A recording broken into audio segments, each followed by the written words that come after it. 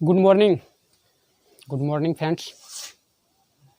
आज हम लोग बहुत ही अच्छा टॉपिक्स पढ़ने वाले हैं जो 10 क्लास में फिजिक्स में एक बहुत बड़ी ही चैप्टर जो आप लोगों को मिलेगा, और वो चैप्टर जो पढ़ लेगा समझिए कि वो फिजिक्स में कम से कम 50% वो मायने कर लिया। प्रकाश का परावर्तन और अपवर्तन पहला चैप्टर ही एक ऐसा चैप्टर है जो आप लोगों को बहुत अच्छा मार्क्स देने वाला है और नॉलेज बहुत ज़्यादा इसमें होने वाला है आप लोगों को। इसमें प्रकाश और अपवर्तन 2 पार्ट्स में बांटा गया है, प्रकाश का परावर्तन और दूसरा होता है अपवर्तन। लेकिन दोनों को क्या कर दिया गया है, इक्वल ही है। प्रकाश के ही बारे में पढ़ना होता है, लेकिन दोनों पार्ट्स को अलग अलग कर दिया है, क्योंकि बड़ा बड़ा पार्ट होता है। तो प्रकाश का परावर्तन और अपवर्तन 2 पार्ट्स है और इसको एक पार्ट्स में दिया गया है, अपवर्तन और परावर्तन। तो आप लोगों को मैंने पिछले वीडियो में जो बतलाए हैं वो था प्रकाश का परावर्तन के बारे में केवल, और उसमें भी आप लोगों को मैं केवल गोलीय दर्पण के, समतल दर्पण के बारे में ही तक जो है मैं सीमित रखा। और समतल दर्पण तक जो है मैंने रखा यहाँ पर समतल दर्पण। समतल दर्पण के बारे में ये टॉपिक है समतल दर्पण। दर्पण के 3 पार्ट्स मैंने बतलाया था, एक होता है समतल, दूसरा होता है गोलीय और तीसरा होता है परवलयिक। तो मैंने आप लोगों को समतल दर्पण तक ही उस वीडियो में सीमित रखा हूं, और समतल दर्पण के पीछे जो भी आप लोगों का टॉपिक्स है मैंने उसको कंप्लीट करा दिया है। जो भी वीडियो देखेगा मैं दावा करता हूं कि कोई भी उससे 2 नंबर या 5 नंबर या 3 नंबर, यहाँ तक कि 1 नंबर का भी कोर्स को क्या करेगा, वो एग्जाम हॉल में देकर आएगा, मेरा दावा है। इसलिए मैंने प्रकाश परावर्तन के बारे में जो मैंने बतलाया है बहुत डीपली में पढ़ाया है, और उतना ही पढ़ाया है जितना एग्जाम हॉल में आने वाला है। मैं ये चैलेंज नहीं कर सकता हूँ, मैं 100% गारंटी नहीं दे सकता हूँ कि नहीं उसी में आएगा, लेकिन मुझे पूरा अनुमान है, मुझे पूरा आशा है कि नहीं उसी से, उससे बाहर मतलब कि आप लोगों को क्वेश्चन नहीं आएगा। तो मेरे प्यारे साथियों, आज हम लोग पढ़ेंगे गोलीय दर्पण के बारे में। इस टॉपिक्स को आप लोग बहुत ही माइंड कॉन्सेंट्रेट कर कर देखिएगा, और ये टॉपिक जो है बहुत बच्चों को समझ में नहीं आता है, और मैंने आप लोगों के लिए एक ऐसी सरल भाषा अपनाए हैं जो आप लोगों के माइंड में हमेशा हमेशा के लिए सेट हो जाएगा। इसलिए कि बहुत से बच्चे हैं जो बोलते हैं कि हमें गोलीय दर्पण, प्रकाश के परिवर्तन तो समझ लेते हैं, पढ़ लेते हैं, बहुत दिनों तक पढ़ते हैं, एक बार नहीं 2-3 बार पढ़ते हैं, लेकिन फिर भी हमको गोलीय दर्पण उत्तल अवतल में और उसकी जो संबंधित जो 6 कंडीशन होती हैं उसमें बहुत दिक्कत होती है। तो उसके बारे में आप लोग को हम बतलाएंगे और बहुत ही सटीक बतलाएंगे, ठीक है। और हम सिर्फ वही बतलाएंगे जो एग्ज़ाम हॉल से, जो आप लोगों से जो है रिलेटेड है। तो ज़्यादा हम टाइम को वेस्ट नहीं करेंगे, इसलिए कि ये वीडियो जो है थोड़ा सा, पिछले वीडियो जो है बहुत लंबा बन गया है, लेकिन लंबा तो बना ठीक है, मगर आप लोगों को नॉलेज भी बहुत ज़्यादा उसमें दिया गया है, बहुत ज़्यादा, जो आप लोग एक भी क्वेश्चन छूटने वाला नहीं है। आइए देखते हैं, बहुत तेज़ी के साथ हम लोग बढ़ेंगे, और ये हम पढ़ेंगे आप लोगों का गोलीय दर्पण। क्या पढ़ेंगे?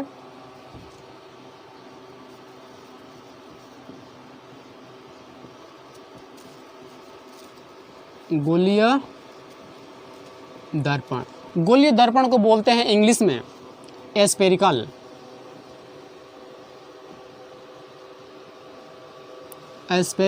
मिरर, ठीक है। तो आप लोगों के साथ साथ हिंदी के साथ साथ इंग्लिश भी ले चलते हैं, ज़्यादा इंग्लिश नहीं चलते, थोड़ा बहुत जो है इंग्लिश का जो है रहना ज़रूरी है। आप लोग को मैंने इंग्लिश से क्यों ज़रूरी है इस पर मैंने वीडियो आप लोगों के सामने मैंने रखा भी हूँ, उसको देख लीजिएगा। उसके पीछे जो है उसके सामने एक बेल काइन बटन होता है, उसको दबाइएगा। सारी वीडियो जो भी है मेरा वीडियो है सब उस पर जो आप लोगों के ऊपर जो है आ जाएगा, क्लिक हो जाएगा, आप लोग देख सकते हैं।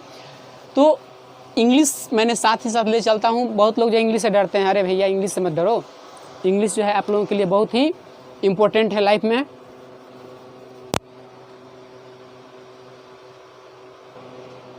हाँ, तो देखिए स्फेरिकल मिरर, SPHERI होता है, सॉरी RICL होता है, ठीक है, MIRR मिरर, ठीक है। स्फेरिकल का मतलब होता है गोल और मिरर का मतलब होता है दर्पण। तो गोलीय दर्पण को पहला प्रश्न बनता है कि गोलीय दर्पण कहते हैं किसे, गोलीय दर्पण कहते हैं किसे। देखिए यहाँ पर लिखिएगा,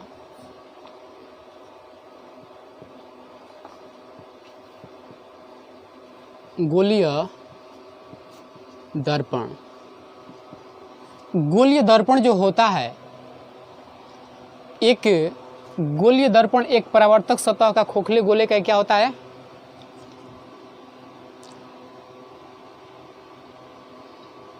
गोलीय दर्पण एक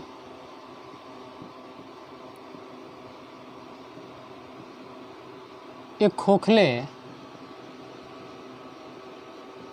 गोले का भाग होता है। जिस दर्पण का एक खोखले गोले का भाग होता है वो क्या होता है, जिस दर्पण का परावर्तक सतह इसमें हो जाएगा। एक और हम जोड़ दे रहे हैं, ठीक है, ताकि अच्छा लगे। परावर्तक सतह, देखिए यहाँ पर कर लीजिएगा, ठीक है, परावर्तक सतह, परावर्तक सतह का परावर्तक सतह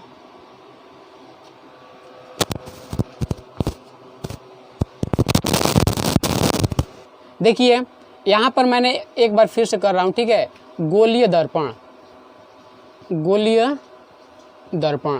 तो गोलीय दर्पण का डिफिनेशन होगा कि जिस दर्पण का परावर्तक सतह,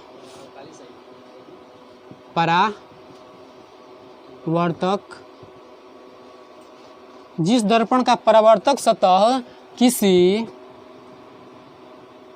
किसी खोखले गोले का एक भाग होता है। साथ ही जब दर्पण होता है वो एक क्या होता है, रंजित होता है। जिस प्रकार दर्पण में पिंड क्या रहता है एक साइड में, उसी प्रकार ये गोलीय दर्पण का क्या होता है, एक रंजित किया हुआ रहता है, ठीक है।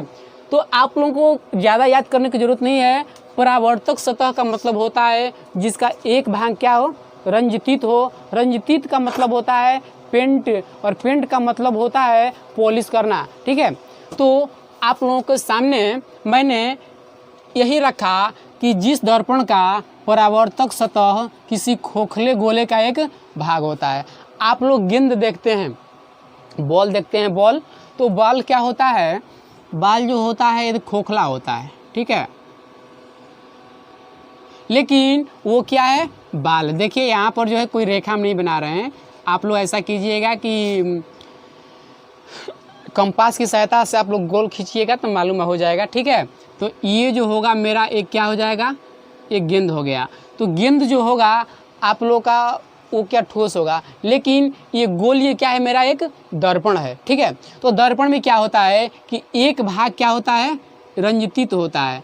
और ये भी दर्पण का बात आएगा तो समझ जाइएगा कि एक भाग क्या है, उसका परावर्तक सतह क्या होता है, एक रंजित होता है। रंजित जो वर्ड होता है ये आप लोगों का NCERT लैंग्वेज है, ठीक है।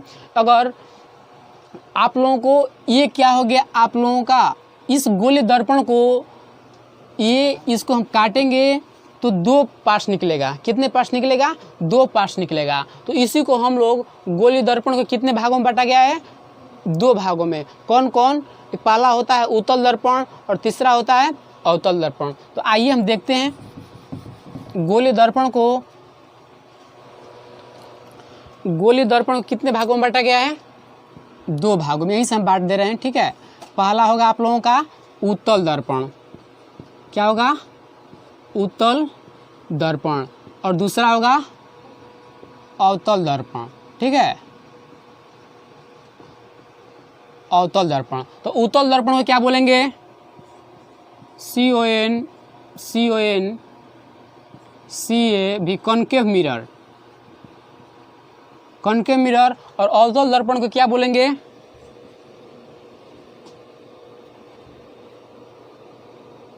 सॉरी, ये कॉनकेव मिरर जो होता है आप लोगों का,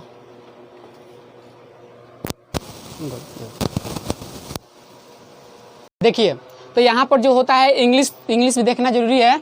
तो ये उत्तल दर्पण का होता है क्या, कॉन्वेक्स होता है, ठीक है, सॉरी थोड़ा सा डिस्टर्ब हो गया, CONCA कॉनकेव मिरर, और इसका होता है CONVEX कॉन्वेक्स मिरर। देखिए बस आप लोग ये देखते हैं कि इंग्लिश क्या होता है, बहुत ही इजी होता है। आप लोग हिंदी से ही देखिएगा, कोई रिलेटेड नहीं, बस थोड़ा सा हम आप लोगों के इस पर चर्चा कर दे रहे हैं कि आप लोग कहते हैं कि इंग्लिश क्या है, बहुत हार्ड है। उसके लिए मैं आप लोगों के साथ ही साथ चल रहा हूँ, ताकि आप लोगों को आगे चलकर भी बेस्ट रहेगा। ये कौन होता है ना, कौन इसमें भी है, कौन इसमें भी है, बदला क्या है, केव बदला है, और ये क्या है, भेक्स है। देखिए कौन केव और कौन भेक्स, कौन तो दोनों याद ही कर लिए हैं, केवल केव याद करना है और भेक्स याद करना है। भेक्स का मतलब होता है अवतल और केव का मतलब होता है उत्तल, बस यही याद करना है आप लोगों को, ज़्यादा तो इसमें त्रुटि है नहीं, मिरर जस्ट का सही है, ठीक है। तो अब इसमें हम क्या करेंगे कि ये उत्तल दर्पण जो होगा और अवतल दर्पण, उत्तल दर्पण और अवतल दर्पण की परिभाषा क्या होगा, तो आप लोग इस भाषा में याद कीजिएगा। उत्तल दर्पण की परिभाषा होगा, जिस दर्पण का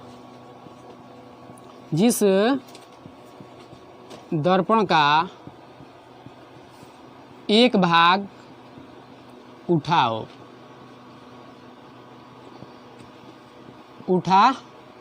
होता है या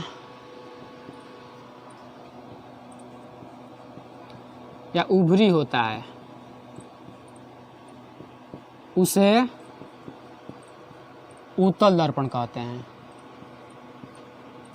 समझ में आ रहा है ना, राइटिंग अच्छा से दिख रहा है ना, कोई भी दिक्कत होगा बोल दीजिएगा, ठीक है।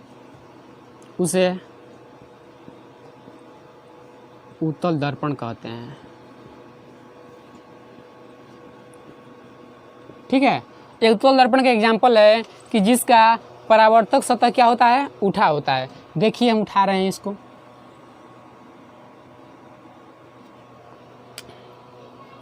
देखिए यहाँ पर क्या हो रहा है, ये रंजित हो रहा है। रंजित का मतलब कि मैंने एक क्या किया, पेंट किया, ठीक है। ये क्या हो गया आप लोगों का, उत्तल दर्पण हो गया, ठीक है, उत्तल दर्पण। और कॉन्वेक्स कॉन्वेक्स क्या होता है, जिस दर्पण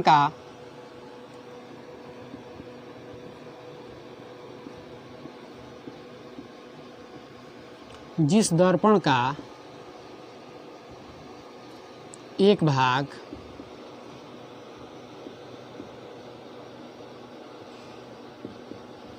धंसी होती है, उसे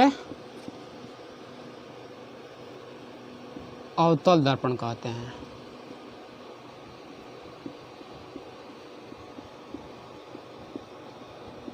देखिए तो इस अवतल दर्पण का एग्जाम्पल क्या होगा, देखिए इसका एक भाग क्या है, धंसा होता है, यानी कि साथ में इसका क्या होता है, एक रंजित होता है, ठीक है। तो अब हम आप लोगों को ये उत्तल दर्पण और अवतल दर्पण के बारे में आप लोगों ने तो देखा कि उत्तल दर्पण किसे कहते हैं, अवतल दर्पण किसे कहते हैं। गोलीय दर्पण के बारे में भी मैंने आप लोगों को बता लाया कि गोलीय दर्पण क्या होता है, एक परावर्तक सतह जो होता है जिसका एक खोखले गोले का क्या होता है, खोखला गोला का एक भाग होता है, ठीक है, वो क्या है, मेरा गोलीय दर्पण हो गया, ठीक है। गोलीय दर्पण से ही जो है आप लोगों का दो पार्ट्स निकलता है, उत्तल और अवतल। यदि आप लोगों को मैंने बतलाया, यहाँ पर देखिए ये गोलीय दर्पण है, इसको मैंने पार्ट से काटेगा तो एक पार्ट ऐसा निकलेगा और दूसरा पार्ट ऐसा निकलेगा। अगर इसको हम बाहर से कर दें, इसको हम बाहर से कर दें और इसको हम अंदर से क्या कर दें, पेंट कर दें, तो क्या होगा, जो ऊपर उठा रहेगा उसे हम क्या बोलेंगे, उत्तल, और जो नीचे धंसा रहेगा उसे क्या बोलेंगे, अवतल। आप लोगों को समझ में तो आया होगा, पहले भी मैंने वीडियो में चर्चा किया है उत्तल और अवतल के बारे में, तो ज़्यादा हम इस पर चर्चा नहीं करेंगे। ठीक है, अब हम पढ़ेंगे आप लोगों को बहुत तेज़ी के साथ। हाँ तो मेरे फ्रेंड्स, पिछले वीडियो में कुछ कमेंट आया था बच्चों का कि राइटिंग जो है थोड़ा सा दिख नहीं रहा है, दिखाई नहीं दे रहा है, तो मैंने आप लोगों के लिए जो है राइटिंग में सुधार किया है। ठीक है, जो भी राइटिंग पिछले वीडियो मैंने बनाया था तो उसमें आप लोगों को कमेंट आया था कि नहीं राइटिंग जो है थोड़ा सा दिख नहीं रहा है, बोर्ड पर मार्कर की जो है कमी हो रही है। तो अब जो है आप लोगों के सामने वैसी दिक्कत नहीं होगी, आप लोगों को मार्कर जो है अच्छे तरह से समझ में आएगी। ठीक है, लिखावट भी अच्छी तरह समझ में आएगी। थोड़ा सा छोटे छोटे लिखते हैं, थोड़ा सा इंग्लिश लैंग्वेज जो होता है ना थोड़ा सा घसट कर होता है, जानते हैं आप लोग। तो आइए देखते हैं। हाँ तो मैंने गोलीय दर्पण के बारे में पढ़ लिया, पहला पार्ट पढ़ा, दूसरा पढ़ा दर्पण के भाग में। अब तीसरा होता है परवलयिक दर्पण। क्या होता है? परवलयिक, परवलयिक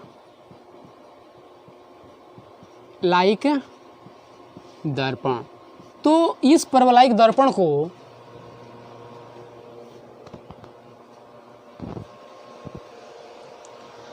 हाँ तो परवलयिक दर्पण के बारे में क्या है आप लोगों को, परवलयिक दर्पण जो होता है जो पूर्णतः गोल नहीं होता है, जो पूर्णतः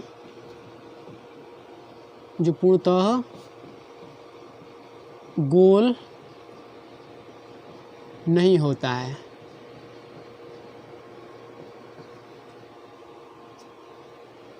परवलयकार होता है,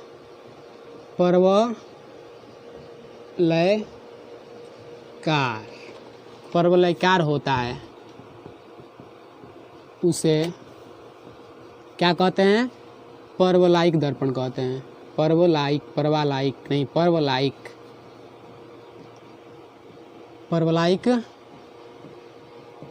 परवलयिक दर्पण कहते हैं। ठीक है, तो आप लोग को परवलयिक दर्पण का एग्जाम्पल है, देखिए, देख रहे हैं, इसके नीचे क्या होता है? दर्पण रहता है। ये क्या हो गया? परवलयिक दर्पण होता है। ठीक है, तो आप लोगों को इस पर फोकस नहीं करना है। ये परवलयिक दर्पण जो है आप लोगों को ज़्यादा इस पर फोकस नहीं करना है, बस इसका जो है नामकरण इसमें दिया गया है 10th क्लास में। ठीक है, तो इस 10th क्लास में आप लोगों को परवलयिक दर्पण के बारे में नहीं पढ़ना है, और ख़ास तौर से इस 10th क्लास में कभी पूछेगा भी नहीं परवलयिक दर्पण के बारे में। और ये परवलयिक दर्पण जो है आप लोगों को ISC में पढ़ना पड़ेगा। ठीक है, जब इंटर में जाएंगे आगे जो है इसके बारे में चर्चा किया गया है। 10th क्लास में केवल इसका नामकरण दिया गया है, आप लोग भी इससे परिचित हो जाइए। इसका जो है बड़ा उपयोग होता है, इसके लिए जो है इसका उपयोग जो है बड़े उपयोग होता है इसका। ठीक है, तो इसके बारे में हम बतलाएंगे नहीं अभी, जब इसको पढ़ना ही नहीं है तो इसके बारे में चर्चा क्या करना है, जब बोर्ड से आएगा ही नहीं। बस आप लोगों को नॉलेज के लिए मैंने बतला दिया कि नहीं परवलयिक दर्पण भी होता है। ठीक है, तो आइए अब हम चर्चा करेंगे गोलीय दर्पण से ही ज़्यादा हम लोग को पढ़ना है, गोलीय दर्पण और समतल दर्पण। तो मैंने आप लोगों को समतल दर्पण पहले पढ़ा चुका हूँ, आज हम पढ़ेंगे गोलीय दर्पण। गोलीय दर्पण में भी जो होता है दो होता है, उत्तल और अवतल। इसी के बारे में हम लोग ज़्यादा अधिकांश चर्चा करेंगे, इसी पर जो हम लोगों ने ज़्यादा फोकस करेंगे। ठीक है,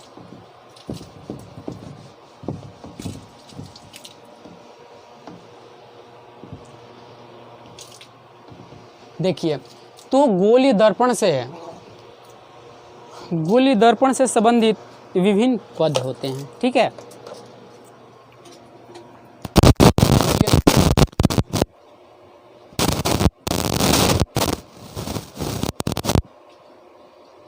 गोलीय दर्पण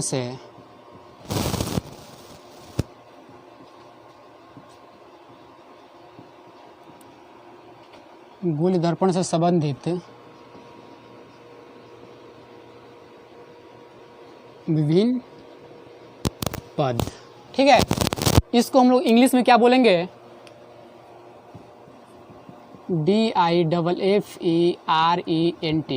DIFFERENT,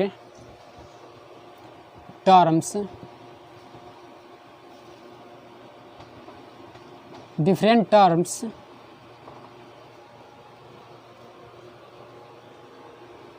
related with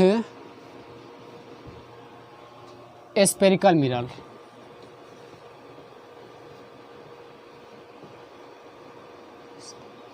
SPHERICL spherical mirror. ठीक है, थोड़ा सा आप लोग इंग्लिश को भी जो है कन्वर्ट कीजिएगा। ठीक है, different terms related with spherical mirror, यानी कि गोलीय दर्पण से संबंधित विभिन्न पद। अब देखिए गोलीय दर्पण से विभिन्न कैसे कैसे कितने क्या क्या पद होते हैं, इससे जो रिलेटेड हम आप लोगों को बतलाएंगे। ठीक है, यहाँ पर देखिए ये आप लोगों का गोलीय दर्पण में मैंने लिया अवतल दर्पण के बारे में। ठीक है,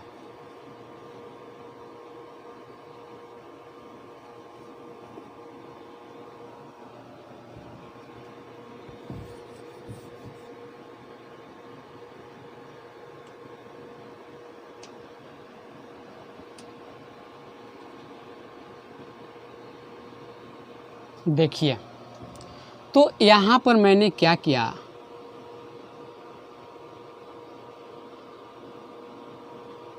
यहाँ पर ये क्या है, मेरा अवतल दर्पण है।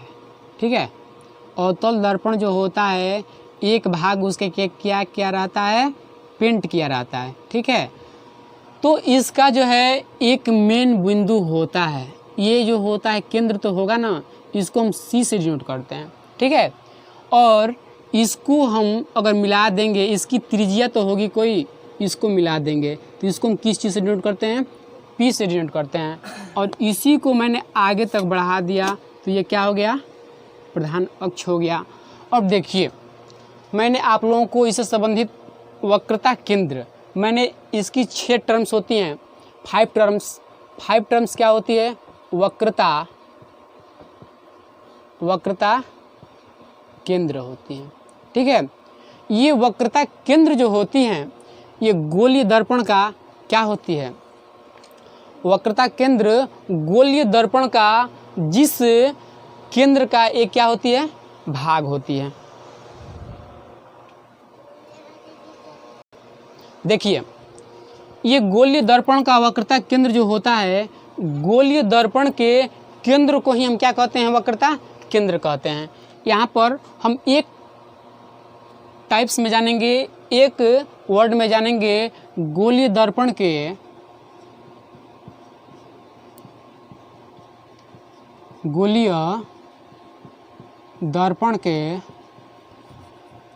केंद्र,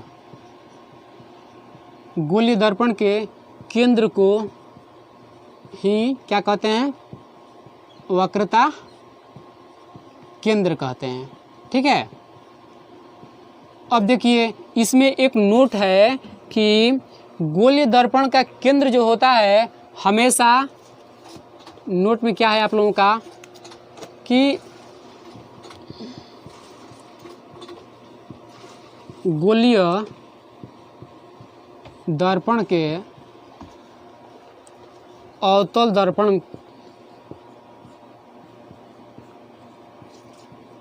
दर्पण के सामने, अवतल दर्पण के सामने होता है क्या, वक्रता केंद्र। बट उत्तल दर्पण के क्या होता है, उत्तल दर्पण के पीछे होता है। देखिए कैसे, ये मान लीजिए आपका ये क्या है, अवतल दर्पण है। ठीक है, अवतल दर्पण है, कॉन्वेक्स मिरर है, कॉनकेव मिरर है। अब देखिए अवतल दर्पण जो होता है जो बाहर से नीचे धंसा रहता है, और उत्तल दर्पण में क्या हो रहता है कि अंदर से क्या रहता है। ठीक है, अंदर से क्या रहता है। ठीक है, इसके लिए वक्रता केंद्र कहाँ चला आएगा, इसके पीछे चला आएगा। ठीक है, इसके लिए वक्रता केंद्र कहाँ चला आएगा, इसके पीछे चला आएगा। अब इसके बाद दूसरा मेरा टर्म्स है, इसके बाद है फोकस।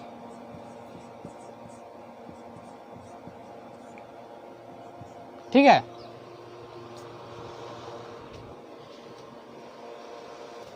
हाँ, तो मेरे प्यारे साथियों देखिए अब जो होता है फोकस, तो फोकस को जो है इस टर्म से रिलेटेड तो है नहीं, इस टर्म्स को रिलेटेड है मगर उसको आगे हम पढ़ेंगे। दूसरा क्या होता है, पोल। क्या होता है, पोल। पोल, पोल को आप लोग इंग्लिश में क्या बोलते हैं, सॉरी हिंदी में क्या बोलते हैं, ध्रुव। ध्रुव से आप लोगों ने परिचित होगा। इसको एक वर्ड में हम देंगे क्या, कि दर्पण के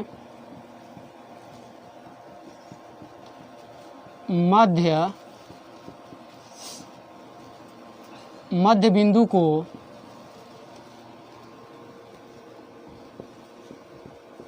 दर्पण का ध्रुव कहते हैं। ठीक है, एक वर्ड में देंगे। और इससे भी जो है अगर आप लोग किताबी से लेंगे, अगर एनसीईआरटी लैंग्वेज से लेंगे तो इसके लिए एक डिफिनेशन होगा। इसका ध्रुव क्या होगा कि दर्पण के, अवतल दर्पण के मध्य बिंदु का जो भाग होता है वो क्या है, मेरा एक ध्रुव होता है। ठीक है, अब जो है इसको इससे भी छोटा में करेंगे तो बस क्या बतलाएंगे कि दर्पण के, अवतल दर्पण के मध्य बिंदु को क्या कहते हैं, ध्रुव कहते हैं। ठीक है, ये आप लोगों का क्या हो गया, ध्रुव डिनोट करता है। ये ध्रुव को क्या कहते हैं, पी से डिनोट करते हैं। एक बात और आप लोगों को मैं बता दूं चलते चलते कि यदि हम कोई भी आप लोगों को डिनोट यानी कि कोई भी सिंबल होता है इंग्लिश के कैपिटल लेटर ही होता है, उसी से हम लोग क्या करते हैं, सूचित करते हैं। एग्जाम्पल के तौर पर आप लोगों ने इंग्लिश में देखा पोल, पोल को हम लोग क्या बोलते हैं, ध्रुव बोलते हैं। तो इसको हम सिंबल, ध्रुव का सिंबल क्या होगा, पी से हम क्या करते हैं, डिनोट करते हैं। देखिए इसका सिंबल क्या है, कैपिटल लेटर पी है, इसी वजह से हम इसको सिंबल क्या देते हैं, पी। तो मेरे प्यारे साथियों आप लोग इंग्लिश को जो है रंग मत समझिए, इंग्लिश से भागिए मत, इंग्लिश को जो है कैच कीजिए। ठीक है, तो आइए हम देखते हैं। ये दूसरा हो गया मेरा ध्रुव। अब हम लोग चर्चा करेंगे, तीसरा हो गया मेरा द्वारक। ठीक है,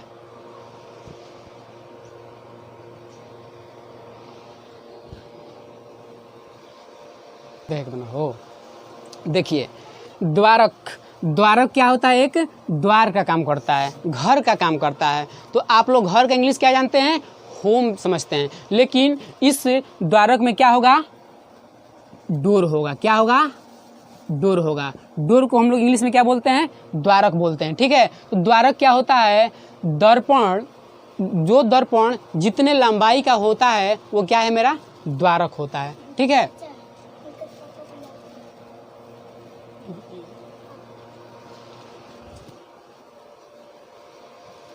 देखिए मेरे प्यारे साथियों, तो ये द्वारक क्या होता है, द्वारक का आप लोगों का एक वर्ड में है कि दर्पण की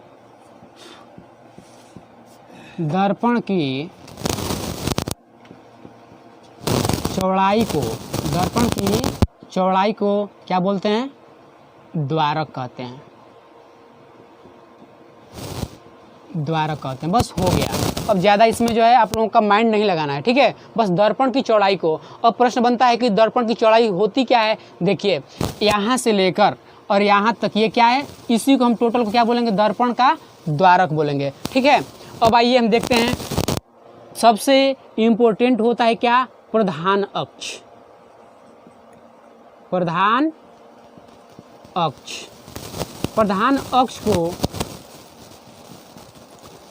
अक्ष को हम और भी नाम से जानते हैं क्या, एक नाम से जानते हैं मुख्य अक्ष।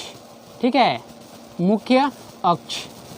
अगर आप लोगों को इन दो वर्डों से भी नहीं समझ में आएगा तो एक और इसका नाम होता है मुखिया। क्या बोलते हैं, मुखिया। तो मुखिया से तो आप लोग सब लोग परिचित होंगे कि मुखिया क्या होता है, पूरे ग्राम का क्या होता है, एक मेन होता है। तो वहीं क्या है, इस दर्पण का जो सबसे मेन होता है उसी को हम क्या बोलते हैं, मुखिया बोलते हैं। ये जो होता है व्यापारिक नाम होता है, चलता फिरता नाम है, लेकिन इसका एनसीईआरटी लैंग्वेज क्या होता है, प्रधान अक्ष। और ये भारतीय भवन का लैंग्वेज क्या है, मुख्य अक्ष होता है। ठीक है, तो मुख्य अक्ष क्या होता है, देखिए इसका क्या होगा, ध्रुव और वक्रता केंद्र, वक्रता केंद्र को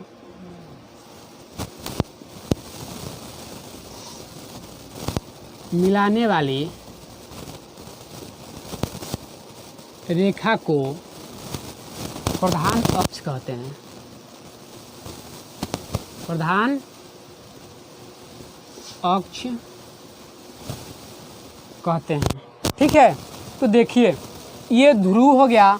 इसको और छोटा तरीके में लिखेंगे तो बस क्या लिखेंगे इसको, देखिए यहाँ पर हम लिख दे रहे हैं कि P और C को मिलाने पर क्या बन जाएगा, प्रधान अक्ष बन जाएगा। देखिए आपका इस टोटल वर्ड में, और आप लोग P से जानते ही कि पोल हो जाएगा, C से जानते ही सेंटर हो जाएगा, तो P और C को मिलाने वाली रेखा को क्या कहते हैं, ध्रुव कहते हैं। देखिए ये भी तो C हो गया, ये भी C हो गया और ये भी C हो गया, ये भी वक्रता केंद्र हो गया और ये भी वक्रता केंद्र हो गया। वक्रता केंद्र को ही हम लोग इस रेखा को क्या बोलते हैं, त्रिज्या बोलते हैं। इस पर आएंगे, अभी नहीं बढ़ेंगे। तो ये प्रधान अक्ष, तो ये टोटल मेरा क्या हो गया, प्रधान अक्ष हो गया। ठीक है, अब हम लोग बात करेंगे वक्रता त्रिज्या पर। तो वक्रता त्रिज्या, इस वक्रता केंद्र को मिला, इस वक्रता केंद्र को जो है हम क्या करते हैं, मिटाते हैं। ठीक है, वक्रता त्रिज्या, केंद्र को हटा देते हैं, बस हम यहीं पर कर दे रहे हैं क्या, त्रिज्या। ठीक है, देखिए वक्रता त्रिज्या का भी कोई जो है ज़्यादा लंबा डिफिनेशन नहीं है, बस आप लोग इतना जानिए कि वक्रता त्रिज्या जो होता है कि वक्रता त्रिज्या दर्पण के ध्रुव और C के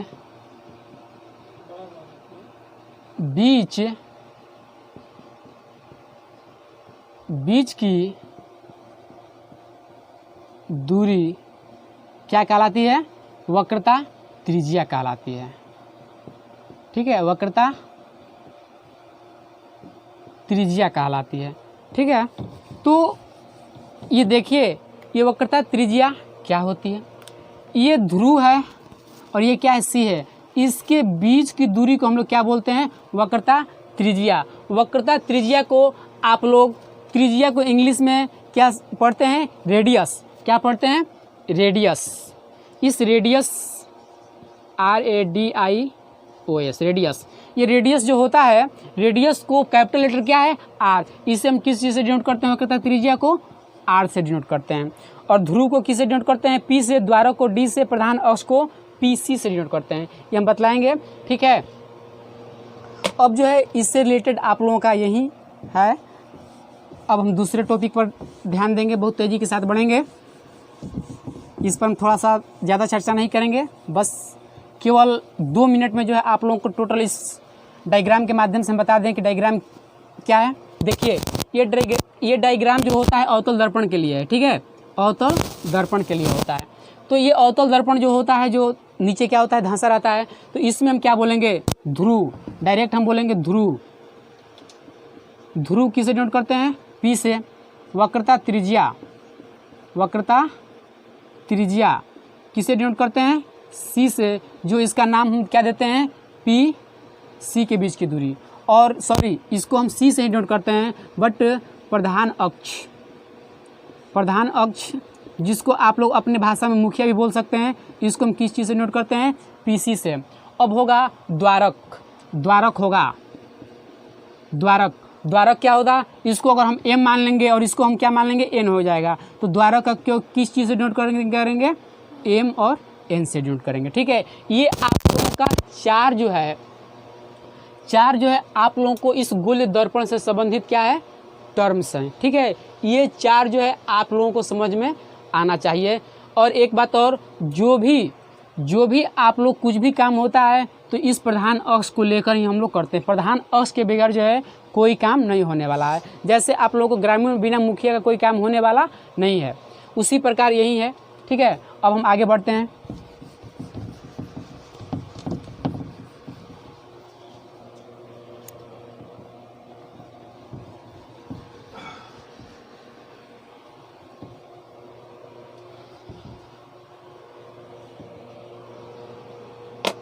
देखिए अवतल दर्पण द्वारा अब हम क्या करेंगे, दूसरा हम टर्म्स लेते हैं, दूसरा टॉपिक, इसी को मिटा रहे हैं, फायदा हो रहा है हमको।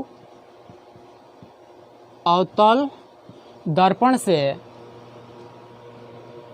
अवतल दर्पण मिटाना ही पड़ेगा। अवतल दर्पण द्वारा, अवतल दर्पण द्वारा प्रतिबिंब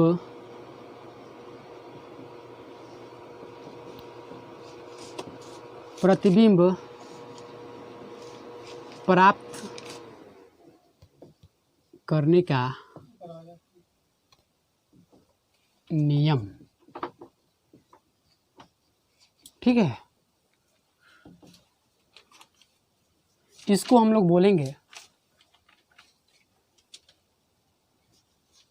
इंग्लिश में क्या बोलेंगे, RULS, rules for opting, rules for opting change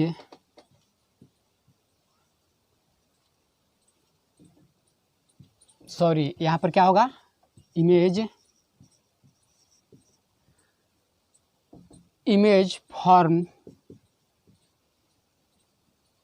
formed by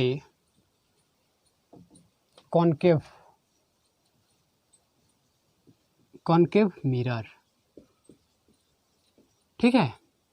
तो अवतल दर्पण द्वारा प्रतिबिंब प्राप्त करने का नियम है। तो इस नियम जो होता है केवल 3 होता है। इस नियम को ध्यान में रखते हुए हम आगे बढ़ेंगे। वो 3 नियम क्या होता है, बस हम आप लोगों को डायग्राम से ही परिचित करा दे रहे हैं। डायग्राम जो है अगर आप लोग माइंड में सेट कर लीजिएगा तो कभी लाइफ में आप लोग भूलिएगा नहीं। अगर लैंग्वेज अगर याद कीजिएगा तो हो सकता है आज यहाँ पर याद किए, कल 2 दिन के बाद क्या हो जाएगा, आपको माइंड से निकल जाएगा। लेकिन यदि डायग्राम यदि अपने माइंड में सेट कर लेते हैं तो ज़िंदगी में कभी आप लोग भूलेंगे नहीं। तो आइए मेरे प्यारे साथियों, हम डायग्राम से इसको परिचित होते हैं। तो इसमें होता है कि अवतल दर्पण, ये कौन सा दर्पण है, अवतल दर्पण, ठीक है। अवतल दर्पण में क्या होता है, प्रधान अक्ष होता है। ये प्रधान अक्ष को हम यहाँ पर किस चीज़ से नोट करते हैं, P से, और ये C तो हमेशा रहता ही है, ठीक है। अगर कोई प्रधान अक्ष के समांतर कोई किरण क्या आ रही है, ठीक है, प्रधान अक्ष के समांतर कोई किरण आ रही है, यानी कि आपतित हो रही है, तो परावर्तन के बाद कहाँ पर काटेगी, फोकस पर काटेगी, ठीक है। अगर इसके समांतर कोई भी किरण जा रही है तो कहाँ पर काटेगी, फोकस पर काटेगी। देखते हैं इसका ये फर्स्ट रूल है, ये फर्स्ट रूल है, ठीक है। और सेकेंड रूल क्या कहलाता है, आइए सेकेंड भी देख लेते हैं। इस डायग्राम समझिए कि आपतित किरण जब प्रधान अक्ष के समांतर कोई भी किरण, कितना भी किरण जा रही है तो परावर्तन के बाद कहाँ पर काटेगी, फोकस पर ही काटेगी, ठीक है। दूसरा है डायग्राम का पार्ट्स कि अगर, हाँ एक बात और, अगर ये तो मेरा किसका हो गया, अवतल दर्पण के लिए हो गया, अवतल दर्पण के लिए। देखिए उत्तल दर्पण जो है, उत्तल दर्पण के साथ जो नाइंसाफ़ी हो रहा है, वो भी बेचारा जो है बहुत ही सोच रहा है हमारे को भी चर्चा कोई की करे, लेकिन कोई चर्चा उत्तल दर्पण की चर्चा कोई नहीं करता है, बहुत कम लोग करते हैं, ज़्यादा अवतल दर्पण का चर्चा होता है। तो आइए हम उत्तल दर्पण का भी जो है चर्चा करें, उत्तल दर्पण के साथ इसके साथ कौन नाइंसाफ़ी करे। देखिए ये फर्स्ट रूल है, फर्स्ट रूल का ये अवतल दर्पण के लिए है। फिर सेकेंड रूल जो होगा ये फर्स्ट ही रूल है, ठीक है, किसके लिए, उत्तल दर्पण के लिए। किसके लिए,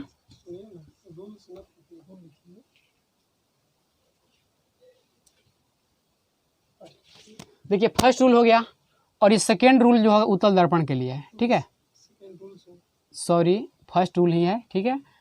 अवतल दर्पण के लिए, ये अवतल दर्पण के लिए हो गया, ये उत्तल दर्पण के लिए होगा। तो अवतल दर्पण के लिए क्या होगा कि अवतल दर्पण की एग्जाम्पल होगा, देखिए इसका होगा, इस तरह होगा, ठीक है। तो इसमें क्या होगा कि इसके लिए प्रधान अक्ष P तो यही रहता है, C मगर यहाँ पर आ जाएगा, ठीक है। तो अगर इधर से हम प्रकाश को क्या करें, परावर्तित करें, अगर इसको हम प्रकाश को क्या करें, परावर्तित करें, यानी कि सॉरी ये आ रही है यानी कि आपतित हो रही है, तो परावर्तित के बाद कहाँ भागेगी, इस तरह जाएगी। ठीक है, ये क्या हो रही है, परावर्तित हो रही है। तो इस हम ये उत्तल दर्पण द्वारा प्रतिबिंब कैसा बनता है, हमेशा आभासी बनता है।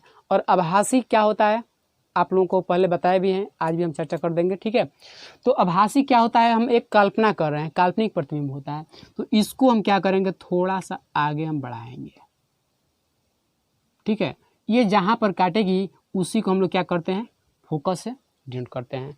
खास तौर से इस उत्तल दर्पण की जो है चर्चा जो है ज़्यादा नहीं होता है, ज़्यादा अवतल दर्पण के बारे में रहता है और एग्जाम हॉल में अवतल दर्पण से रिलेटेड जो है पूछता रहता है। ठीक है, तो अब आइए दूसरा क्या है, अवतल दर्पण के लिए सेकेंड रूल क्या है, सेकेंड रूल कि यदि हम देखते हैं इसको हम अवतल दर्पण से ही करेंगे, ये P हो गया। अब यहाँ पर क्या होगा, C होगा, यहाँ पर C होगा। तो अगर हम मान लीजिए C हो गया, अगर हम कोई प्रकाश की किरण C से यानी कि वक्रता केंद्र से गुजारेंगे कोई भी किरण, मान लीजिए कि ये किरण जो होता है, यहाँ पर किरण जो है बहुत सारी फैलती रहती है, इधर भी जाती है, इधर भी जाती है, इधर भी जाती है, इधर भी जाती है, इधर भी जाती है, इधर भी जाती है, यानी कि वो चारों तरफ क्या रहती है, फैलती रहती है। इसी में से एक किरण जो है इस वक्रता केंद्र से होकर गुजरती है। ठीक है, तो यही किरण वक्रता केंद्र से होकर गुजरती है, तो क्या होगा कि ये किरण जाने के लिए तो जाएगी लेकिन पुनः उसी मार्ग से क्या हो जाएगी, वापस आएगी। तो ये हो गया मेरा, ये सेकेंड रूल हो गया। अब थर्ड रूल हम देखेंगे, यहीं पर देखेंगे, ये भी हो गया आप लोगों का अवतल दर्पण के लिए। उत्तल दर्पण के लिए सिर्फ इतना ही जानिए, ज़्यादा नहीं जानिए। ठीक है, तो अवतल दर्पण में ये सबके थर्ड रूल हो गया आप लोगों का। ये क्या हो गया, देखिए डायरेक्ट जो करना है P हो गया, यहाँ पर C हो गया। अब हम क्या करेंगे कि यदि यहाँ पर अगर कोई F हो गया, ठीक है, कोई किरण यदि फोकस से गुजरेगा, किससे गुजरेगा, फोकस से गुजरेगा, तो प्रधान अक्ष के क्या हो जाएगा, समांतर हो जाएगा। आइए हम देखते हैं क्या होता है। देखिए ये क्या हो गया, देखिए आ रही है किरण, बट यहाँ पर क्या हो रही है, इसके समांतर जा रही है। अब इधर से भी कीजिए, इधर से भी कोई प्रकाश की किरण यहाँ से आई और इसके क्या हो गई, समांतर हो गई। इस तरह भी हम और कर दे रहे हैं। ठीक है, इस तरह भी कर दे रहे हैं, तो ये क्या हो जाएगी, इसके समांतर हो जाएगी। देखते हैं ये यहाँ से क्या हो रही है, जा रही है और परावर्तित होकर इसके समांतर हो गई। तो ये जो है आप लोगों का थर्ड रूल है। ये थर्ड रूल जो है आप लोगों को आगे नियम जो बताएंगे, आगे जो आप लोगों का इसके टर्म्स बताएंगे उसमें काम आएगा। ठीक है,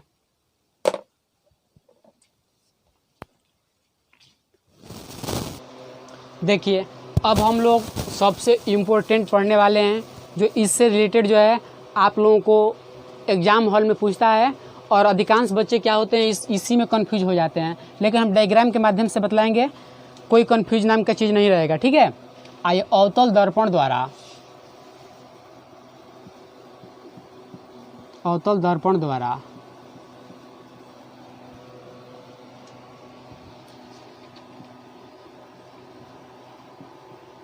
अवतल दर्पण विभिन्न प्रकार के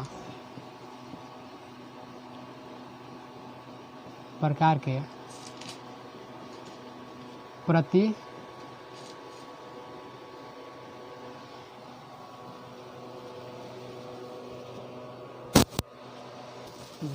देखिए अवतल दर्पण द्वारा विभिन्न प्रकार के प्रतिबिंब का निर्माण। ठीक है,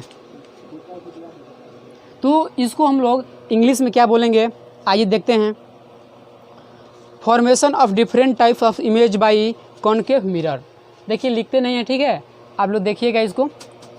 अब जो हम करते हैं इसको डायरेक्ट हम जो अपने टॉपिक्स पर आते हैं। देखिए अवतल दर्पण अवतल दर्पण द्वारा विभिन्न प्रकार के प्रतिबिंब का निर्माण। तो अवतल दर्पण जो होता है क्या होता है, आप लोग पहले से परिचित हैं कि अवतल दर्पण जिसका एक भाग क्या होता है, धंसा होता है, वो क्या है, अवतल दर्पण है।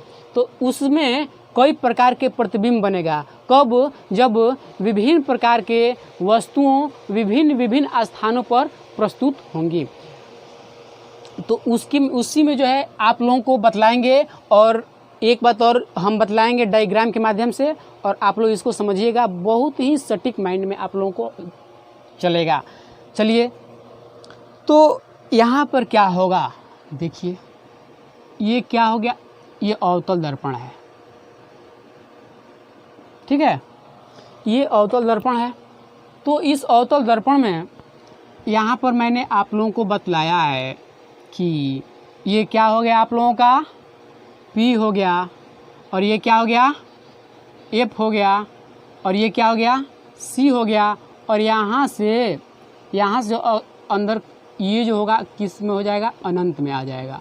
किस में आ जाएगा, अनंत में आ जाएगा। तो इस टाइप से कहाँ कहाँ पर वस्तु रखेंगे तो कहाँ कहाँ पर प्रतिबिंब कैसे कैसे, कितना छोटा कितना बड़ा, जो भी बनेगा वो आप लोगों के सामने दिखाएंगे डायग्राम के माध्यम से। बस आप लोग इतना ध्यान रखिए कि ये P है, F है, C है, और ये क्या है, अनंत है। तो देखिए यहाँ पर पहला होगा क्या, पहला होगा कि यदि वस्तु कहाँ पर हो, यदि वस्तु P और F के बीच हो, F के बीच हो। देखिए हम इतना लिख रहे हैं आप लोगों को समझाने के लिए, इतना मुझे लिखने की ज़रूरत नहीं पड़ती, बस यहाँ पर लिखते हैं जब वस्तु P और F के बीच हो, ठीक है। अब यहाँ पर P से क्या होगा, फोकस होगा, सॉरी P से क्या होगा, आपका ध्रुव होगा। क्या होगा, ध्रुव। आप लोग समझते हैं P से क्या होगा, ध्रुव होगा, ठीक है। और F से क्या होगा, फोकस, ठीक है। तो यहाँ पर क्या बनेगा, यदि वस्तु ध्रुव और फोकस के बीच हो तो प्रतिबिंब कैसा बनेगा, ये पहला हो गया। दूसरा होगा, डायरेक्ट हम जो है सिंबल देते हैं, ठीक है, आप लोग समझिएगा। दूसरा होगा जब वस्तु किस पर हो, F पर हो, F पर हो, ठीक है। तीसरा होगा जब वस्तु F और C के बीच हो। चौथा होगा जब वस्तु किस पर, C पर हो, ठीक है, देखते रहिएगा। पांचवा होगा जब वस्तु C और अनंत के बीच हो। और छठवां होगा क्या, जब वस्तु अनंत पर हो, ठीक है, जब वस्तु अनंत पर। देखिए 6 कंडीशन हो गया। वस्तु कहाँ कहाँ पर रह रही है, P और F के बीच है, दूसरा F पर है, तीसरा P और F और C के बीच है, चौथा C पर है, C और अनंत के बीच है, और डायरेक्ट कहाँ पर है, एक अनंत पर है। तो देखिए कितने वस्तु हैं, 2 4 6, इससे कितने हैं, 6 कंडीशन है। और 6 कंडीशनों में सबसे भिन्न कंडीशन कहाँ पर है, आपका ये पहला ही है, ठीक है। बाकी सब जो है इक्वल ही है, किसी का बड़ा तो किसी का छोटा, मगर इसका क्या होगा, हमेशा सीधा बनेगा। आइए हम देखते हैं, इसी पर हम चर्चा करेंगे। बस आप लोग यदि वस्तु P और F के बीच हो तो प्रतिबिंब कैसे बनेगा, ठीक है।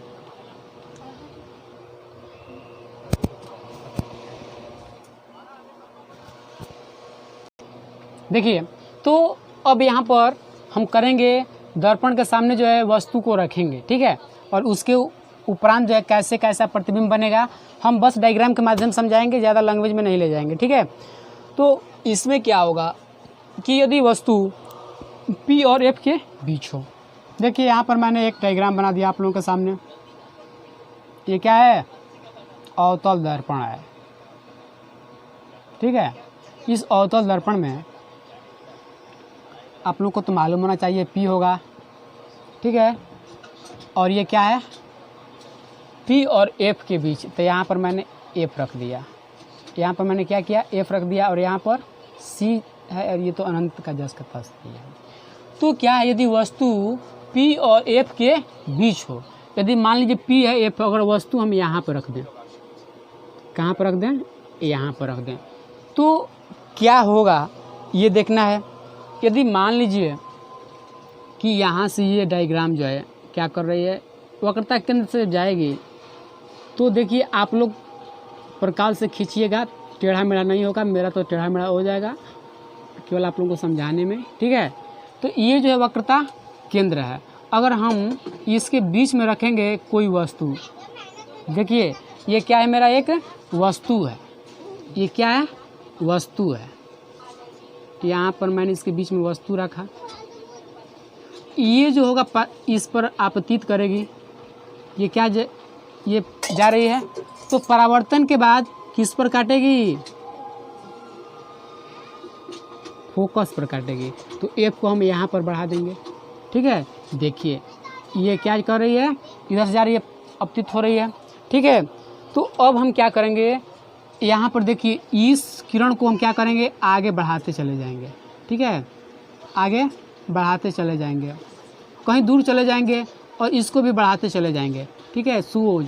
तो कहीं ऐसा कंडीशन होगा कि क्या होगा, कहीं आगे चलकर एक दूसरे पर यहाँ पर काटेगी।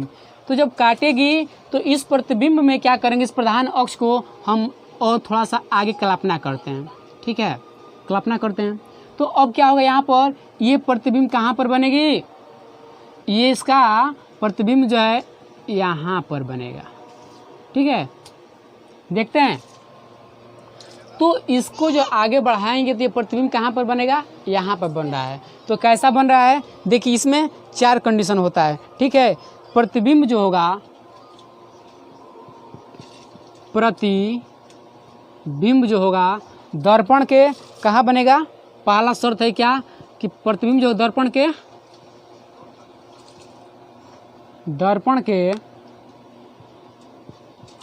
पीछे कहाँ बनेगा, दर्पण के पीछे।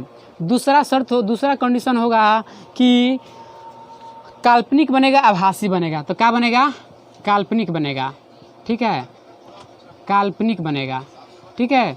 तीसरा होगा क्या, सीधा बनेगा। कैसे बनेगा, सीधा, ये सीधा प्रतिबिंब बन रहा है ना। और तीसरा चौथा हो जाएगा क्या, वस्तु से बड़ा बनेगा, वस्तु से बड़ा बनेगा। देखिए इसको आप लोग जो है हमेशा याद रखिएगा, ये 4 कंडीशन होता है। और मैंने आप लोगों को नंबरिंग भी कर दिया है। काउंटिंग नंबरिंग करने से और डायग्राम को दिखाने से क्या होता है, माइंड में फ्रेश आता है। 1 2 3 4 कंडीशन होता है। इसमें क्या होगा, ये देख ही रहे हैं, आपका ये इमेज है, ये इमेज कहाँ पर बन रहा है, और वस्तु इतना छोटा है और इसका इमेज कहाँ बन रहा है, इतना बड़ा बन रहा है। यानी कि वस्तु से क्या बनेगा, बड़ा बनेगा, ठीक है। अब आइए हम दूसरे पर ले चलते हैं। जल्दी से इसको उतारिए, जल्दी से छापिए इसको।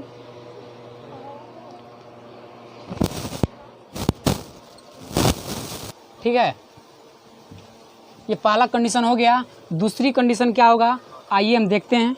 दूसरा कंडीशन केस क्या होगा आप लोगों का, 2 होगा, यानी कि केस 2 होगा। केस 2 में क्या कहता है कि जब वस्तु F पर हो, जब वस्तु कहाँ पर हो, F पर हो, F पर हो, इसका मतलब क्या है कि आपका जब वस्तु क्या हो, फोकस पर हो। जब वस्तु F पर हो, F पर हो, तो हम ज़्यादा लिखेंगे नहीं, डायरेक्ट जो है डायग्राम से आप लोगों को माइंड में सेट करा रहे हैं, ठीक है। माइंड में यहाँ पर जो है आप लोग ध्यान से देखिएगा, ठीक है।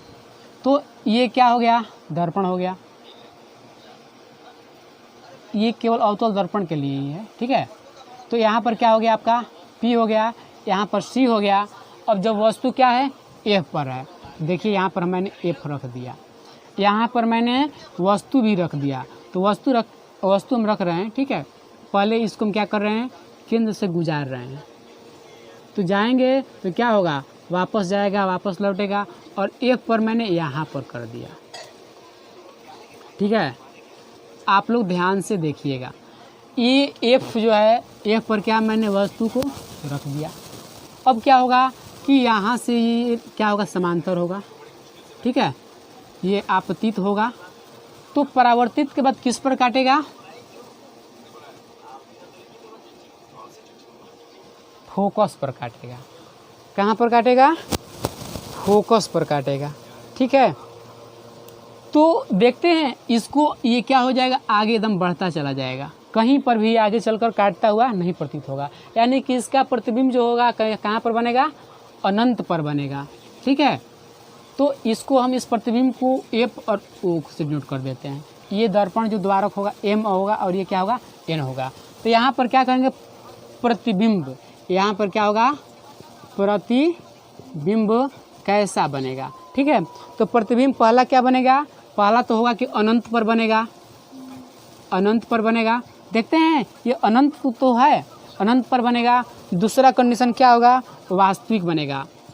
वास्तविक, वास्तविक का मतलब होता है कि रियल बनेगा या काल्पनिक बनेगा, यानी कि रियलिटी बनेगा या काल्पनिक बनेगा, ठीक है। तो दूसरा हो गया। तीसरा होगा क्या कि कैसा बनेगा, उल्टा बनेगा। कैसा बनेगा, उल्टा बनेगा। और चौथा कंडीशन हो जाए क्या, वस्तु से क्या होगा, बहुत बड़ा बनेगा। वस्तु से बहुत बड़ा बनेगा, ठीक है। देखते हैं 4 कंडीशन हो गया बस इसकी इमेज से। अब तीसरा कंडीशन क्या होगा, केस 3 को देखिए, यहीं पर हम दिखा रहे हैं आप लोगों के सामने। केस 3 है, केस 3 में क्या होने वाला है, आइए। जब वस्तु C और F के बीच हो, जब वस्तु C और F के बीच हो तो अब कैसा बनेगा प्रतिबिंब। आइए इसको हम मिटा रहे हैं, ठीक है। इसको हम मिटा रहे हैं, जल्दी से, बहुत फास्ट मिटा रहे हैं, इसलिए कि ये भी वीडियो लग रहा है कि बहुत लंबा बनने वाला है। लेकिन आप लोगों को माइंड में सेट तो हो जाएगा, मुझे लंबा सा मतलब नहीं है, बस आप लोगों को माइंड में सेट करवाना है, ठीक है। तो ये आप लोगों का ये दर्पण हो गया, ठीक है। अब यहाँ पर क्या हो गया, ये P हो गया और ये क्या हो गया, F हो गया और ये C हो गया। अब क्या बोल रहा है कि C और F के बीच होना चाहिए, C और F के बीच होना चाहिए। तो C और F के बीच होगा तो प्रतिबिंब कैसा बनेगा, ठीक है। आइए देखते हैं। देखिए तो यहाँ पर क्या होगा, जब वस्तु C और F के बीच रखेंगे तो क्या होगा, ठीक है। जब वस्तु C और F के बीच मैंने वस्तु को रख दिया है, ठीक है, वस्तु को मैंने रख दिया है। और यहाँ पर केंद्र से क्या हो रही है, कोई किरण जा रही है तो वापस जाएगी, और वापस आएगी तो वापस जाएगी, उसी मार्ग से चली जाएगी, ठीक है। जा रही है, आ रही है। अब यहाँ पर जब परावर्तन जब हुआ, ये जो क्या आपतित हुआ, परावर्तन के बाद इतना जाएगा, ठीक है। और इस किरण को हम क्या करेंगे, इस किरण को आगे हम बढ़ाते चले जाएंगे, ठीक है। बढ़ाते चले जाएंगे तो कहीं ऐसा कंडीशन होगा कि ये कंडीशन यहाँ पर क्या करेगा, काटेगा। तो जब यहाँ पर काटेगा तो प्रधान अक्ष को हम और आगे बढ़ाएंगे और इसको हम क्या करेंगे, मिला देंगे, ठीक है। तो जब ये मिला देंगे तो यहीं पर मेरा प्रतिबिंब जो है, इसका प्रतिबिंब, इसको मान लीजिए हम O लिख दे रहे हैं और इसको A लिख दे रहे हैं, और इसका B हो गया है ना, OA BC हो गया है, तो इसको D रख दे रहे हैं और इसको हम DABCDE रख दे रहे हैं, ठीक है। कोई दिक्कत होने वाला नहीं है, कुछ भी रखिए, कोई दिक्कत होने वाला नहीं है, बस आप लोगों को समझ में आना चाहिए, ठीक है। तो अब हम क्या करेंगे, देखिए यहाँ पर प्रतिबिंब कैसा बन रहा है, इस वस्तु से बड़ा बन रहा है। कैसा बन रहा है, उसके उल्टा बन रहा है, ठीक है। और कहाँ पर बन रहा है, C और अनंत के बीच में बन रहा है। तो हम लिखेंगे क्या, यहाँ पर प्रतिबिंब कैसा बनेगा कि C और अनंत के बीच बनेगा। तो हम इसको क्या करेंगे, इसको मिटा कर लिख देंगे क्या, यहाँ पर C और अनंत के बीच बनेगा। क्या बनेगा, वास्तविक बनेगा, बिल्कुल बनेगा, उल्टा बनेगा, बिल्कुल बनेगा, और वस्तु से क्या बनेगा, बहुत, अब क्या बनेगा, वस्तु से बड़ा बनेगा। सेम टू कंडीशन यही है, ठीक है। बस आप लोग डायग्राम को देखिए, हो गया, आया समझ में। चलिए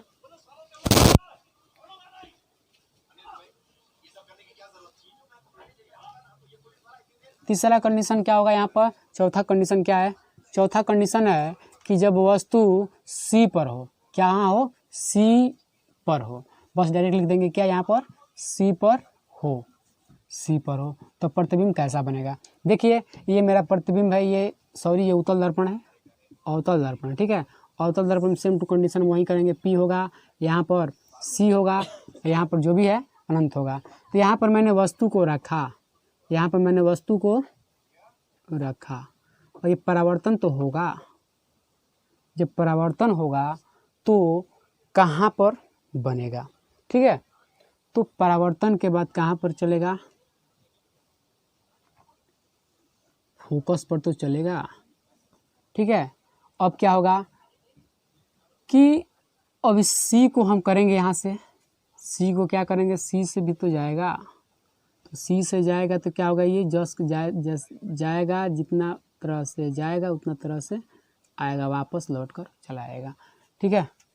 तो अब यहाँ पर क्या होगा साथियों, देखिए यहाँ पर जो है वस्तु को हम क्या कर रहे हैं, सी पर रख रहे हैं, ये वस्तु क्या है, यहाँ पर सी है, ठीक है। तो जब सी पर रखेंगे, ध्यान दीजिएगा, जब सी पर रखेंगे तो यहाँ पर ओ ए होगा, जब सी जब यहाँ से जाएगा, ये मेरा क्या है, वस्तु है, ये क्या होगा, आपतित होगा, तो आपतित होने के बाद क्या होगा, परावर्तित तो होगा, परावर्तित होगा, किस पर कटेगा, फोकस पर काटेगा।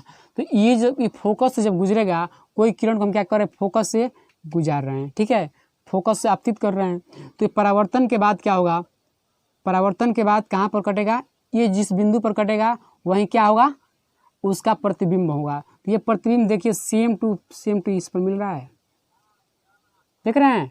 तो इसी को जो है ये सेम, जितना ये होगा प्रतिबिंब, जितना ये वस्तु होगा उतना ही ये वस्तु होगा, बस इसी के बराबर का होगा। तो प्रतिबिंब कैसे बनेगा, आइए हम देखते हैं।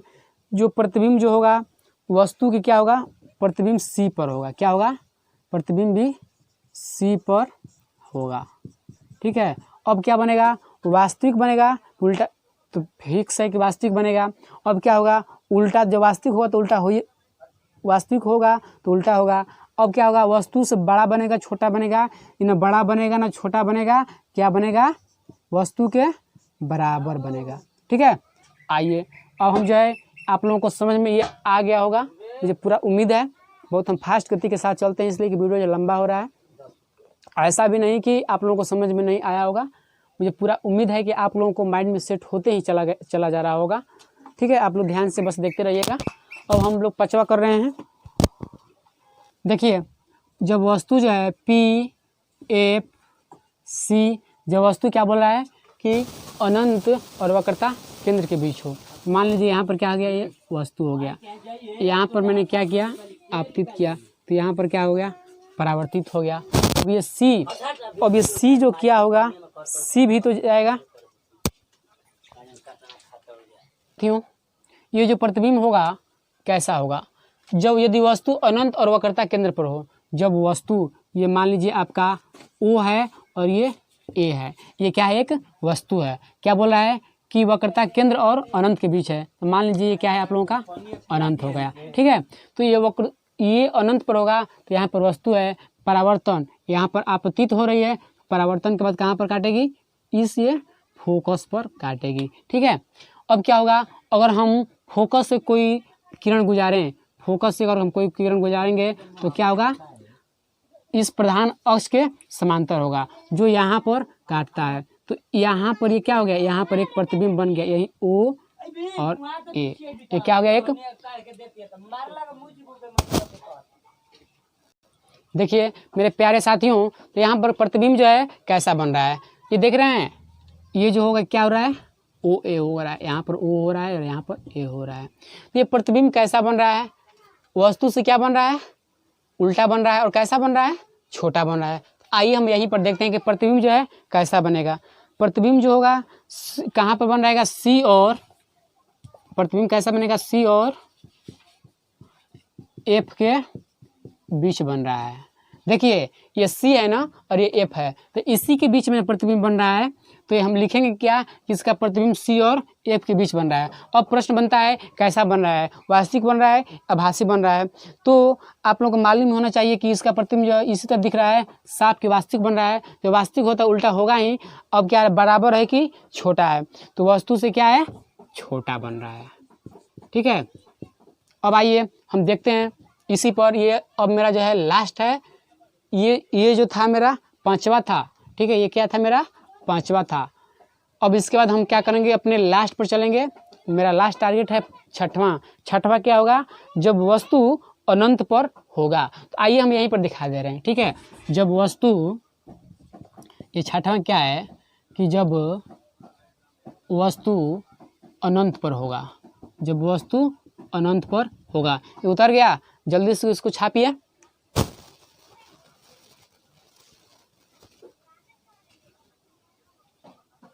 तो देखिए जब वस्तु अनंत पर होगा तो क्या होगा, यहीं पर हम डायरेक्ट कर दे रहे हैं। छोटा सा हम करेंगे डायग्राम, आप लोग अपने माइंड में सेट कर लीजिएगा। ठीक है, ये देखिए ये क्या हो गया, अवतल दर्पण हो गया। यहाँ पर मैंने क्या किया, ये P हो गया, यहाँ पर C हो गया, और यहाँ पर यहाँ पर F हो गया, और यहाँ पर C हो गया। तो जब वस्तु अनंत से आएगा तो अनंत तो इस तरह होगा ना। जब अनंत से आएगा तो कहाँ पर काटेगा, फोकस पर काटेगा। ये भी जब जाएगा तो कहाँ पर काटेगा, फोकस पर काटेगा। देख रहे हैं, आ रहा है, अब परिवर्तित हो रहा है। ये भी किरण क्या हो रहा है, आपतित हो रहा है, और ये क्या हो रहा है, परावर्तित हो रहा है, जा रहा है। ठीक है, तो यहाँ पर प्रतिबिंब कैसा बनता है ये देखना है। देखिए इसका प्रतिबिंब जो होगा यहीं पर तो बनेगा, यहीं पर दोनों बिंदु काट रहा है, दोनों बिंदु काट रहा है, तो प्रतिबिंब कैसा बनेगा आइए हम देखते हैं। कब कि जब वस्तु अनंत पर होगा। जब वस्तु कहाँ पर होगा, अनंत पर हो, अनंत पर हो। ठीक है, अनंत पर हो तो प्रतिबिंब जो है कैसा बनेगा, कहाँ कहाँ पर बनेगा। ठीक है, इसको हम फेस कर दे रहे हैं।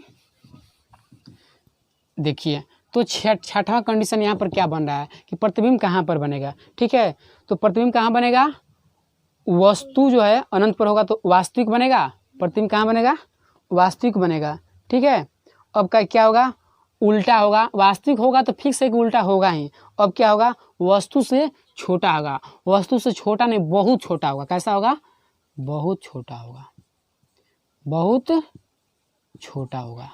ठीक है, तो हमने 6 कंडीशन देखा। 6 कंडीशन में क्या हुआ कि 5 ठो कंडीशन था, क्या था, हमेशा वास्तविक बनेगा, उल्टा बनेगा, छोटा बनेगा, बड़ा बनेगा, यही कंडीशन था। लेकिन छठवां कंडीशन था, क्या था कि छठवां कंडीशन मेरा यही था कि देखिए यहाँ पर P हो गया, यहाँ पर F हो गया, यहाँ पर C हो गया, और यहाँ पर अनंत हो गया। देखिए मैंने क्या किया, जैसे जैसे यहाँ से मैंने कोई वस्तु रखा, दूर से अनंत से अगर गया तो क्या हुआ, छोटा बड़ा, छोटा बड़ा, यही बनता चला गया। लेकिन जो ही अगर F के बाद मैंने प्रवेश किया, यहाँ पर गया, F और P के बीच में गया, तो मेरा प्रतिबिंब कैसा बन गया, आभासी बन गया। आभासी का मतलब क्या होता है, काल्पनिक। और काल्पनिक जो होता है, हम अपने माइंड में जो मणग्रंथ करते हैं, जो कल्पना करते हैं, जो सोचते हैं, वही होता है। तो कहाँ पर मैंने काल्पनिक बनते हुए देखा, F और P के बीच। तो यहाँ पर इस टॉपिक में जो है ये जो होता है आप लोगों का एक सेक्शन में आएगा। इससे रिलेटेड जो है हो सकता है आ जाए, क्या आएगा कि जब वस्तु P और F के बीच हो तो उसका प्रतिबिंब कैसा बनेगा। लिखिए, ऑप्शन दिया रहेगा, उसमें मारने के लिए ट्रिक दिया रहेगा। आभासी देगा, काल्पनिक देगा, वास्तविक देगा, जो भी दिया रहेगा आप लोग तो जान ही गए हैं, तो उस पर जो क्या कर दीजिएगा, ट्रिक मार दीजिएगा। ठीक है, अब हम पढ़ेंगे क्या कि अवतल दर्पण और उत्तल दर्पण का उपयोग। इससे पढ़ने से पहले जो है अब आइए हम देखते हैं, अवतल दर्पण के लिए तो हो गया, बट उत्तल दर्पण के लिए क्या होता है। उत्तल दर्पण के लिए ज़्यादा नहीं है, उत्तल दर्पण के लिए बस केवल 2 ठो करना है। उत्तल दर्पण के बारे में ज़्यादा नहीं पढ़ना है, बस उसका प्रतिबिंब जो होगा आप लोग ध्यान रखिएगा कि उत्तल दर्पण का प्रतिबिंब जो है कैसा बनता है।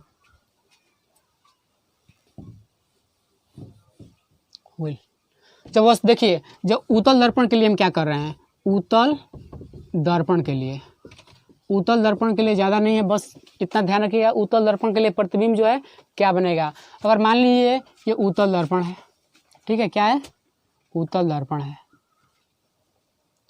उत्तल दर्पण के लिए जो है अगर वस्तु हम कहाँ पर रखेंगे, अनंत पर रखेंगे, ठीक है। तो उत्तल दर्पण के लिए वक्रता केंद्र कहाँ बनेगा, उसके पीछे बनता है। कहाँ पर बनता है, उसके पीछे बनता है। मान लीजिए P हो गया और ये क्या हो गया, ये C हो गया। तो अगर हम उत्तल दर्पण से क्या करेंगे, अनंत पर अगर कोई किरण जा रही है, अनंत से होकर उत्तल दर्पण पर टकरा रही है, तो क्या होगा कंडीशन देखिए। ये जो है आपतित किरण है, आपतित किरण जा रही है, ठीक है। तो यहाँ पर देखिए ये क्या होगा, ये आपतित हो रही है तो परावर्तित होकर इधर चली जाएगी।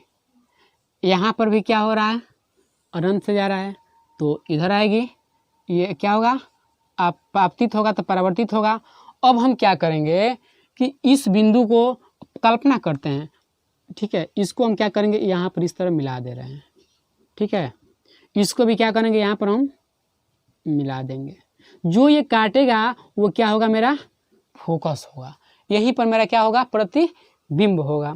तो उसको हम क्या करेंगे कि यहाँ पर क्या होगा, प्रतिबिंब जब यहाँ पर क्या होगा, उत्तल दर्पण के लिए, किसके लिए है, ये उत्तल दर्पण के लिए है। उत्तल दर्पण में क्या होगा, वस्तु जब कहाँ पर हो, अनंत पर हो, अनंत पर हो, ठीक है, अनंत पर हो। तो प्रतिबिंब कहाँ पर बनेगा, तो प्रतिबिंब जो होगा F पर बनेगा। कहाँ पर बनेगा, F पर बनेगा, F पर होगा। अब क्या होगा, वास्तविक होगा, उल्टा होगा। ये तो कभी सोचेंगे ही नहीं। हमेशा क्या बनता है इसमें, उत्तल दर्पण में प्रतिबिंब क्या बनता है, हमेशा आभासी बनता है। क्या बनता है, आभासी, यानी कि काल्पनिक।